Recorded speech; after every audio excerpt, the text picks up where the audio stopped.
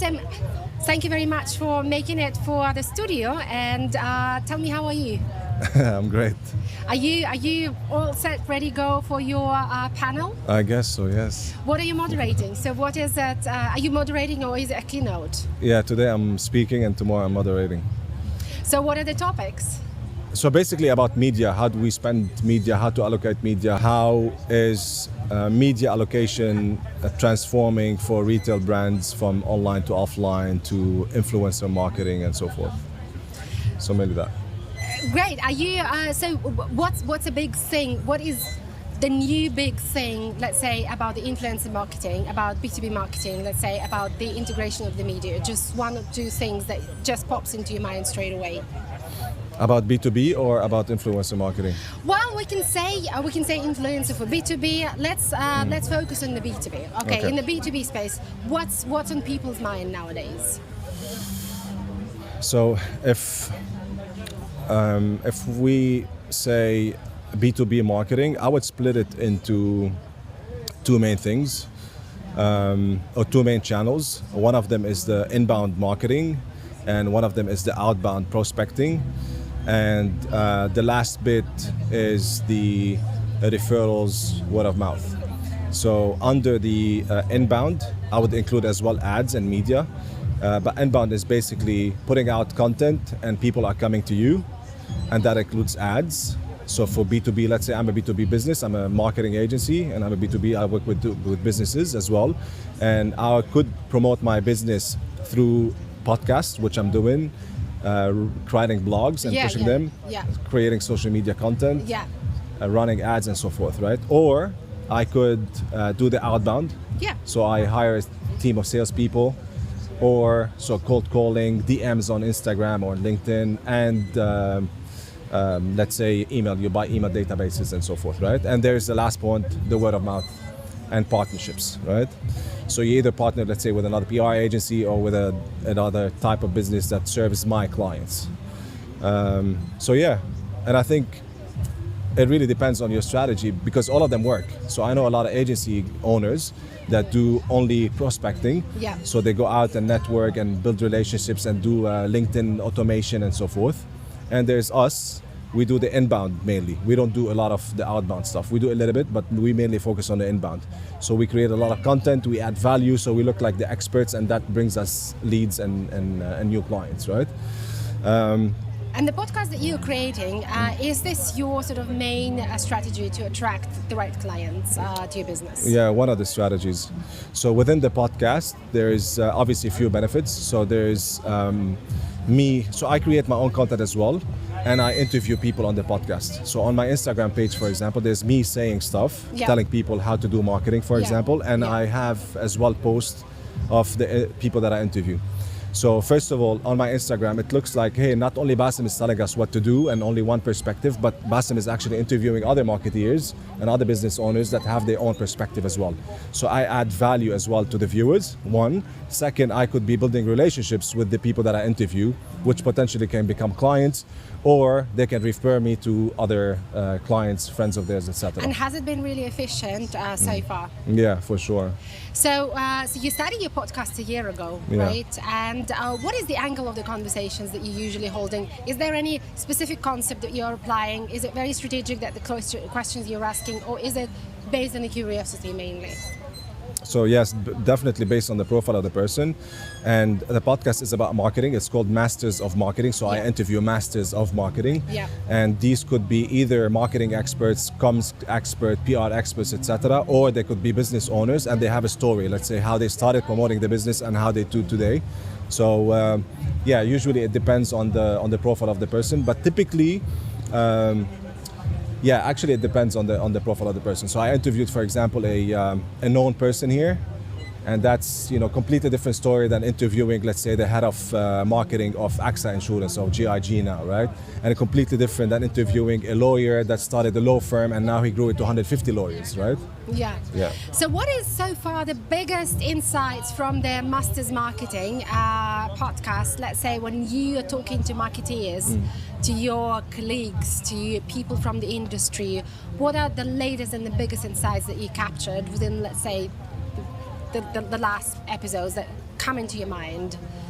And About marketing, about B2B marketing, what works? So maybe what doesn't work, maybe you are discussing things like budgeting, events, whatsoever. So what is that insight that you like straight away associate with the conversations that you're having? I'm trying to remember the people that I interviewed, but I remember a couple of people now. So one of them was a digital marketing agency owner. Yeah. And he does a lot of the outbound, so a lot of prospecting. Yeah. And not focused mainly on inbound. Yeah. And there's another owner that does only strategic partnerships. So he does partnerships with other businesses that service his clients. So, like if I'd say 2024, what works? Really, everything works, right? Every agency owner, every person in B2B marketing. So, and I'll give you another example actually. So I obviously serve B2B clients as an agency. Yeah. And some B2B clients, they focus on outbound. Some clients, they focus on Google search ads. And some clients, they focus on building a brand, right? Yeah. So they run events, they go and exhibit in places and so forth. So everything works, really. So what do you think with the B2B brand specifically, what is the main challenge they're facing with integrating, let's say, new formats, new channels, something like podcast? Is it difficult or easy for them, do you think, to integrate something like a podcast? Because I consider it to be a fairly new format for B2B brands specifically. Podcast? Yeah. Yeah, it is fairly new. It is fairly new for everybody. Fairly new, right? Yeah, it is fair. Yeah, I mean, podcasting industry, I agree, as such, has been developing for a while, but becoming a mainstream, getting that scale, that is something that came only a few, let's say, couple or 3 years back. Yes. Yeah, and you could see it. You could see a lot of. So obviously, I do my podcast. I do it at Podster. Yep. And it's state of the art, obviously, studio. But you could see like a lot of podcast studios popping up in the city as well. So you could see that there is more demand, and you could see it online as well on social media and on TikTok. A lot more people are doing podcasts. And in general, if I'd say like for B2B businesses, and for any business, usually, like you have business owners that start businesses, and we're talking about SMEs, and they're not marketing savvy, right? Most of them are not. Totally. So they are experts in a field. Yeah. That's the reason they build that business, but they lack a lot of, marketing skills. And it is a bit scary actually to start running your own podcast and being on top in front of a camera and being in front of a mic. A lot of people shy off from this. It took me 4 years of thinking about running a podcast before I started it, right? 4 years. What prevented you specifically from starting it? So I didn't know what format, I didn't know, how it would look, how I would do it, if I should do it in my office, get the mics and get the, how would I do it? So I agree. Something new that you don't understand, you'd rather just put your time and effort and resources on what you already do and what works. That's true. And at the end, by accident, I think someone told me about Podster. I was like, hey, there's actually a studio that does this here. Let me go and talk to them, right? And then I was like, okay, easy. I just come in. My role is to just invite guests, and then they take care of everything. So you're taking the micro content from Podster as well? The micro content? Well, or do you have your own team that does that? I have my own team, but when I first talked to them, I was gonna do it with them. But at the same time, I was hiring a video editor, so it made more sense, financial sense for me, because I'm an agency. I'm a marketing agency, right? Sure, so I can have the resources to do it. That's true. How do you convince your clients, let's say, to get onto, like you've just fairly mentioned, that a lot of founders who start up their own business, they're very great, they're great experts in their own field, but they lack marketing skills, and they also they have a fear of marketing. But at the same time, how do you convince them to do something, to get into some activities, and what is working and what is not for some of the founders? Yeah, good question. So I think I don't convince anybody. I think I just tell them. So first of all, if I talk to someone that has a need, and usually the need is getting more sales, right? Getting more clients. I don't talk about retaining clients per se, because I do. We do a lot of client retention activities and so forth. But let's say about new businesses. If I talk to someone about getting new business, that means this person needs to get a new business. And then it really depends on the business, right? So if a business is, let's say a B2B client, right? I'm trying to think of some examples. So let's say a recruitment firm, right? And they work with B2B businesses, right? So they don't talk to the end user, they talk to businesses. So a recruitment firm, they come to me trying to sell me their services, right, as a business. And I say, hey, what are you guys doing already? They say, yeah, we're running Google Ads. I say, all right, do you have the right landing pages, for example? We analyze that. Are you doing social media? Are you creating content that is relevant to these specific audience? So just analyze all that and then say, hey, you know what, you're not doing this. These are the few things that you could be doing, like we discussed, the B2B and, not the B2B, the outbound, inbound, and so forth. And then we can say, okay, depends on your budget. How many clients you want to attract, right? If you want to start with a small business, let's say with a small, if you want to start small, the logical step is to start with, let's say, running Google Ads, because in a couple of days they're up and running. You have the right landing pages, straight away you get leads, right? You don't do SEO because SEO is a very long term. You don't do podcasts for say because podcast is going to take you a long time to start generating, leads and revenues and so forth. So it really depends on the nature of the business, on the need of the client, and what stage you are, what resources they have in-house and so forth. So I think it really depends.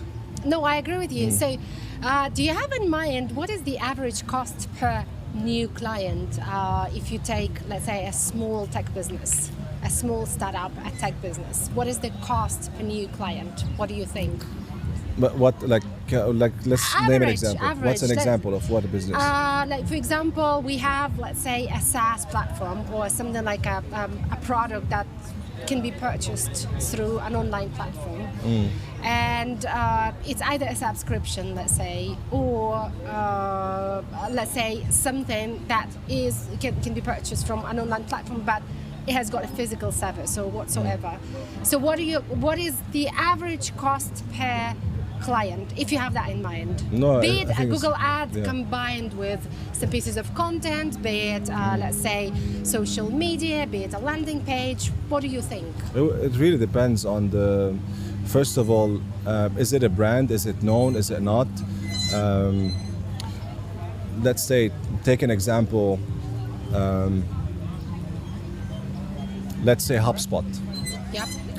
HubSpot gets a lot of competitors every single year. You have a lot of marketing automation platforms that pop up, right?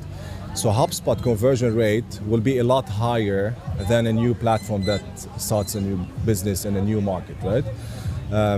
So it really depends, because your conversion rate could be 0.1% and your conversion rate can be 1%, which is 10 times, and your conversion rate can be 3, which is, you know what I mean? So I So understand. it's different. Like, it's impossible for me to say it, and it's not fair for me to just throw a number like that. Okay, no, I was just trying to see if there's a range for you that you're operating with. But anyway, so let's then get into a question. So what would be your piece of advice, probably one or probably two, to somebody who is into getting their first marketing activities, let's say a startup founder? What would be your piece of advice, recommendation as an owner of a marketing agency? So again, I think I know I'm not trying to be difficult, but I'm trying to be, subjective and not to just give wrong hopes for people. So I would say, again, it really depends on the business you are in. One. Second, it really depends on the resources and connections that you have. And then I'll elaborate a little bit on that. Third, the budget that you have, because you might come from a funding place, or you can be coming from a bootstrapped place. So I would say, let's say you're starting a marketing agency. Do you already have a network that you can tap into and speak to them? One. Do you have funding? You're starting with a funding or not? And then what is the one thing that will generate the fastest revenue to you? Mm-hmm. Do that first, of course. Yeah.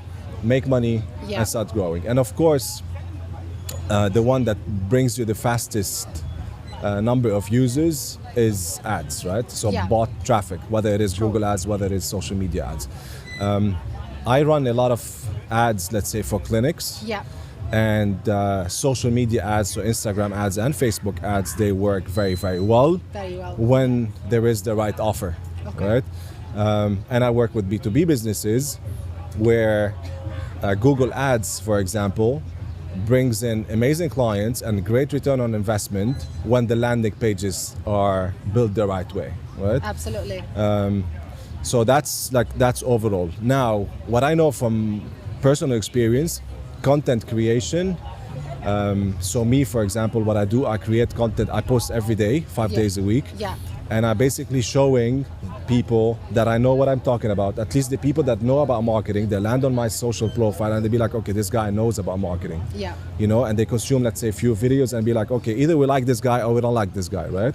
Versus landing on my website or on my social media page and I don't have any content. They don't know who I am. Yeah. Right? Absolutely. No, So, definitely your social media page will make you more close. Like somebody who your expert videos will definitely help to increase your expertise. Are you excited about Step? Are you excited about your upcoming panel now? No, I'm not. I wish I was not here. Yeah, I'm very excited, of course. It's part of my personal branding as well. So I'm a business owner, and Dubai is a very small place. Yeah.